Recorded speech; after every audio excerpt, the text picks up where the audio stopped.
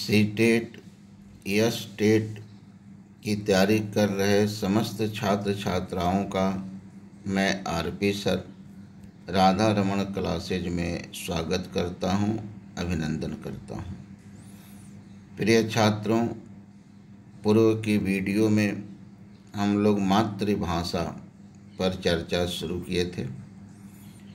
मातृभाषा का अर्थ क्या होता है, मातृभाषा कहते किसे हैं, मानव जीवन में मातृभाषा का महत्व क्या है, मातृभाषा के लाभ क्या हैं, इन बिंदुओं पर हम लोग चर्चा किए थे। उसी प्रक्रिया में मातृभाषा के अंतर्गत हम लोग पाठ्यक्रम में मातृभाषा का स्थान क्या है, इस पर चर्चा करेंगे। और ये पेडागोजी संबंधित हम लोगों का तीसरा टॉपिक का अंतिम लेक्चर होगा। जैसा कि आप लोगों को पूर्व में सूचित किया था कि हर तीसरे टॉपिक की समाप्ति पर 30 प्रश्नों का टेस्ट भी होगा। तो इन 3 टॉपिक के बाद पहला टेस्ट हम लोगों का अगली वीडियो के रूप में आपके सामने होगा। टेस्ट का सफलता प्राप्ति में महत्वपूर्ण स्थान होता है, क्योंकि टेस्ट वह साधन है जो एकत्रित सामग्रियों के प्रयोग की कला को बतलाता है।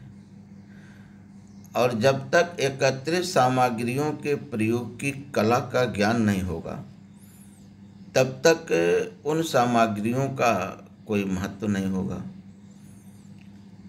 और जब तक वो सामग्रियां अपने महत्व को प्रकट नहीं करेंगी, तब तक जो है परीक्षाओं में आपका प्रश्न भी सही नहीं होगा।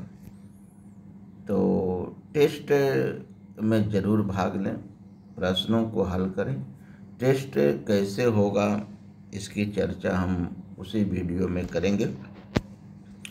आज हम लोग पाठ्यक्रम में मातृभाषा का महत्व क्या है, स्थान क्या है, इस पर चर्चा करेंगे। साहित्यकारों का मानना है कि पाठ्यक्रम में मातृभाषा का अत्यंत महत्वपूर्ण स्थान होता है।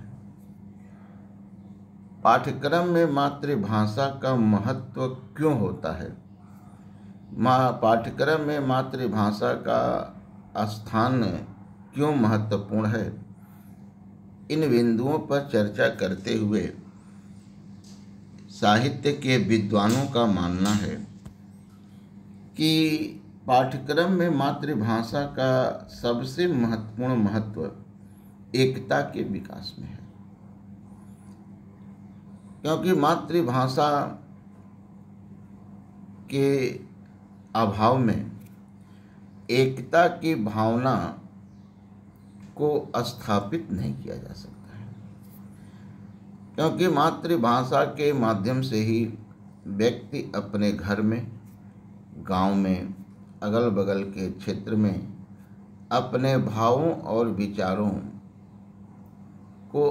विचारों का आदान प्रदान करता है, एक दूसरे के भाव और विचार को समझता है, अपने भावों और विचारों से एक दूसरे को अवगत कराता है। जब लोग मातृभाषा के माध्यम से एक दूसरे के संपर्क में आते हैं, एक दूसरे के भाव और विचार को समझते हैं, सुनते हैं, तो वे महसूस करते हैं कि हम लोगों के समक्ष जो समस्या है वो सभी के लिए है, सबका समस्या तो समान है, और उस समस्या के समाधान हेतु एकजुट होते हैं, एक दूसरे के समीप आते हैं और उस समस्या का मिलजुल कर समाधान करने का प्रयास करते हैं, जिससे एकता का बोध होता है, एकता की भावना स्थापित होती है। तो मातृभाषा व्यक्ति को एकता के सूत्र में पिराने में अत्यंत सहायक होती है, और इसीलिए पाठ्यक्रम में मातृभाषा को स्थान देना जो है वह महत्वपूर्ण है। प्रिय छात्रों, मातृभाषा का दूसरा महत्व बताया जाता है कि पाठ्यक्रम में मातृभाषा को स्थान इसलिए भी देना चाहिए कि मातृभाषा जातीय संस्कृत के ज्ञान को स्थापित करने में सहायक है। क्योंकि किसी भी समाज के, किसी भी देश के जो संस्कृति होती है वो मातृभाषा में ही निहित होती है। संस्कृत, जातीय संस्कृत का इतिहास भी मातृभाषा में ही छुपा होता है। संस्कृत क्या है? आचार विचार, रीति रिवाज, परंपरा प्रथा, नियम प्रतिनियम, कि हमारे समाज के रीति रिवाज क्या है, परंपरा प्रथा क्या है, नियम कानून क्या है, आचार विचार क्या है, यही संस्कृत है। और इन चीज़ों का ज्ञान तब तक संभव नहीं है जब तक कि व्यक्ति को मातृभाषा का ज्ञान न हो। तो जातीय संस्कृत को जानने के लिए, जातीय संस्कृत के ज्ञान हेतु पाठ्यक्रम में मातृभाषा को स्थान देना आवश्यक है। मातृभाषा को स्थान दिए बिना इन बिंदुओं का ज्ञान हो पाना संभव नहीं है। प्रिय छात्रों, मातृभाषा का पाठ्यक्रम में स्थान का एक महत्व यह भी बतलाया गया, एक आवश्यकता यह भी बतलाई गई, सर्वतोमुखी विकास। तो सर्वतोमुखी विकास का मतलब क्या है कि सभी क्षेत्र में विकास। और सभी क्षेत्र में विकास कब होगा? जब व्यक्ति को अपने संस्कृत का ज्ञान होगा। जब संस्कृत का ज्ञान होगा तो व्यक्ति में सदाचरण और नैतिकता की स्थापना होगी। जब सदाचरण और नैतिकता स्थापित होगी तो व्यक्ति व्यवहार कुशल होगा। और जब व्यवहार कुशल होगा तो उसका समस्त क्षेत्रों में, शिक्षा के क्षेत्र में, ज्ञान विज्ञान के क्षेत्र में, हर क्षेत्र में उसकी उन्नति होगी। और जब हर क्षेत्र में उन्नति होगी तो हर क्षेत्र में उसका विकास होगा। तो सर्वतोमुखी विकास, सभी क्षेत्रों में विकास हेतु पाठ्यक्रम में मातृभाषा को स्थान देना आवश्यक है। प्रिय छात्रों, मातृभाषा को पाठ्यक्रम में स्थान देने क्यों दिया जाए, इस संदर्भ में साहित्यकारों का मानना है कि मातृभाषा के ही कारण, मातृभाषा से ही व्यक्ति में बौद्धिकता और नैतिकता का विकास होता है। बौद्धिकता, बौद्धिकता क्या है? ये बौद्धिक शब्द से बौद्धिकता शब्द का निर्माण हुआ है। बौद्धिक शब्द का प्रयोग ऐसे व्यक्ति के लिए किया जाता है जो उचित अनुचित का अध्ययन कर सही तर्क, सही निर्णय ले सके, जिसमें सही और गलत की समीक्षा करने की शक्ति हो। क्योंकि जब तक आप गलत सही की समीक्षा नहीं करेंगे, उसका विश्लेषण नहीं करेंगे, तब तक सही निर्णय नहीं ले सकते हैं। और ऐसे ही व्यक्ति को बौद्धिक कहा जाता है। और ये बौद्धिकता एक भाव है कि इस तरह के भाव का विकास तभी संभव है जब मातृभाषा का ज्ञान होगा। और मातृभाषा का ज्ञान कब होगा? पाठ्यक्रम में जब मातृभाषा को स्थापित किया गया, सम्मिलित किया जाएगा, तभी तो हमें जो है इन चीज़ों का ज्ञान होगा। नैतिकता, नीति, नीति का मतलब व्यवस्था, कानून।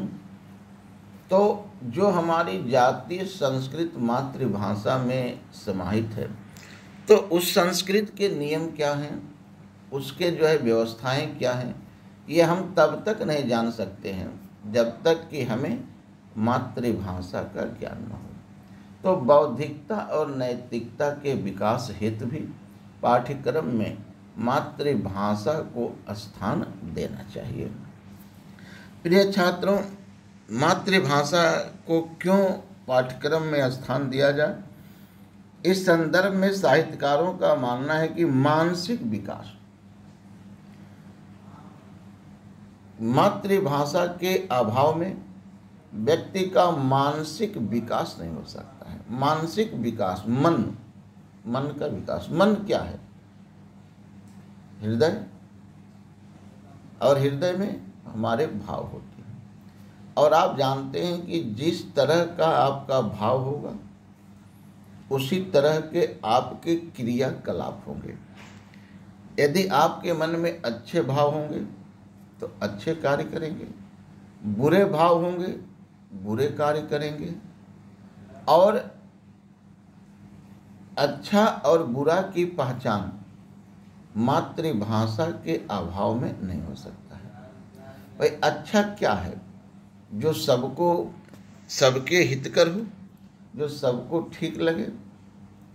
अगर आप अपने से बड़ों का सम्मान करें, छोटों का आदर करें, माता पिता की आज्ञाओं का पालन करें, गुरुजनों का जो है आज्ञाओं का पालन करें, तो आप अच्छे होंगे।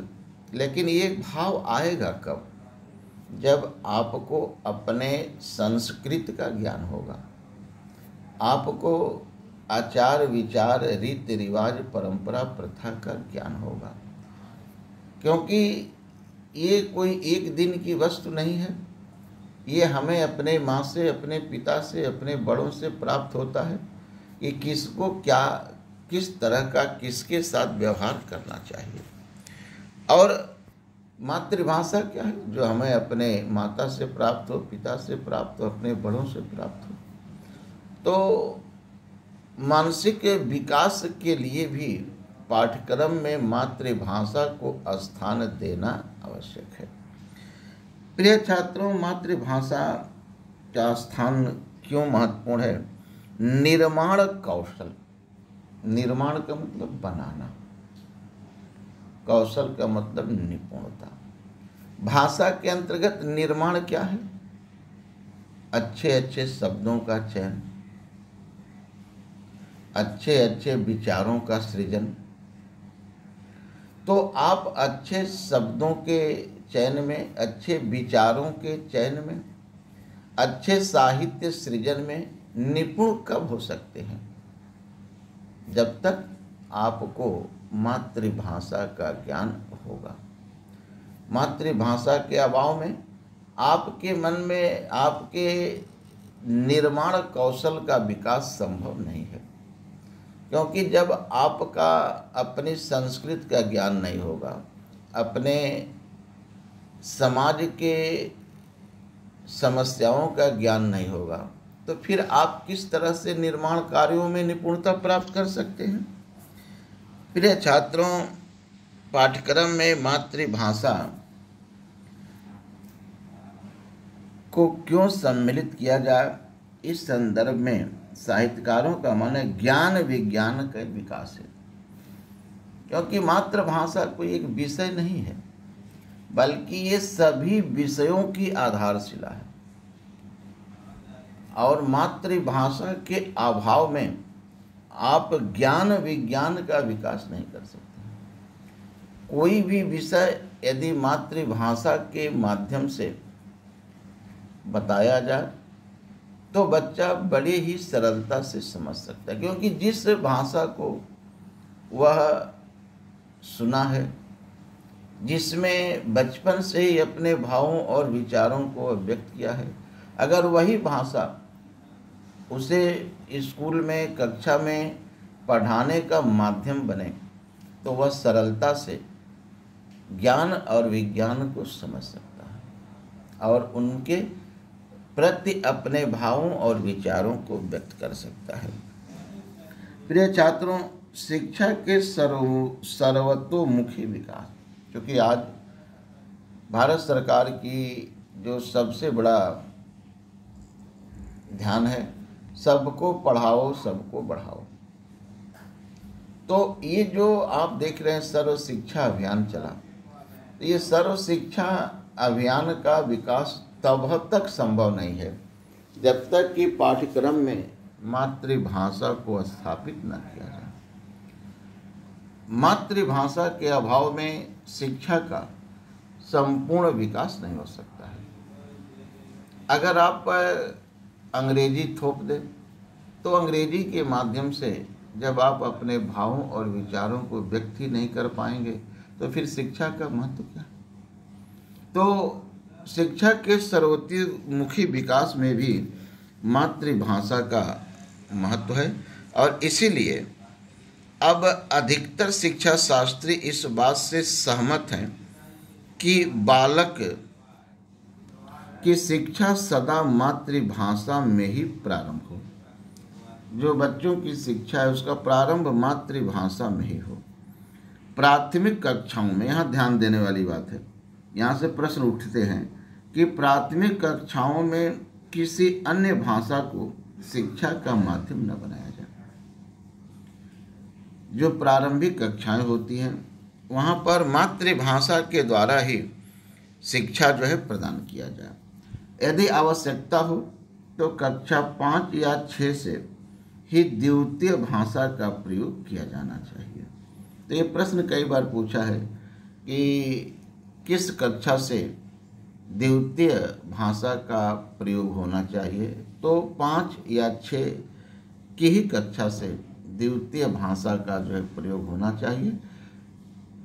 5 के पहले तक शिक्षा का माध्यम मातृभाषा ही होनी चाहिए। तो प्रिय छात्रों, ये हम लोगों का मातृभाषा के संदर्भ में क्लास समाप्त हुआ और ये हम लोगों का पहला टॉपिक भाषा का परिचय, दूसरा टॉपिक भाषा और तीसरा टॉपिक मातृभाषा। अब इनसे संबंधित प्रश्न कैसे बनते हैं, अगली वीडियो में उन प्रश्नों को अपलोड किया जाएगा। आप लोगों को यदि वीडियो अच्छी लगे तो आप लाइक करें, शेयर करें और इस चैनल को सब्सक्राइब भी करें ताकि इस तरह से जो भी कुछ भी सामग्री से चैनल पर अपलोड हो वह आप तक पहुंचती रहे। जैसा कि आपसे मैं कहा था कि 6, 7, 8 की परीक्षाओं के लिए, चाहे सीटेट हो चाहे यूपी टेट हो, जो परीक्षा होती है उसमें 60 प्रश्न जीएस के भी आते हैं और इनमें 15 प्रश्न जो है वो इतिहास से होते हैं। इतिहास से संबंधित वीडियो भी मैं राधा रमण क्लासेज पर अपलोड करना कल से शुरू किया हूँ। कल इतिहास जानने के साधन के रूप में इतिहास किसे कहते हैं, इतिहास का अर्थ क्या होता है, भारत में भारतीय पुरातत्व सर्वेक्षण विभाग की स्थापना कब हुई, तो इस तरह से वीडियो जो है वो भी कंटिन्यू चलेगी और इसका लाभ आपको मिल सकता है यदि 60 में 15 क्वेश्चन आपके सही हों। इतिहास एक ऐसा विषय है कि ऐसी कोई परीक्षा नहीं है जहाँ पर वो न पूछा जाए। कल पेट का परीक्षा 24 तारीख को पेट की परीक्षा हुई थी और उसमें 10 प्रश्न इतिहास का आए हुए थे।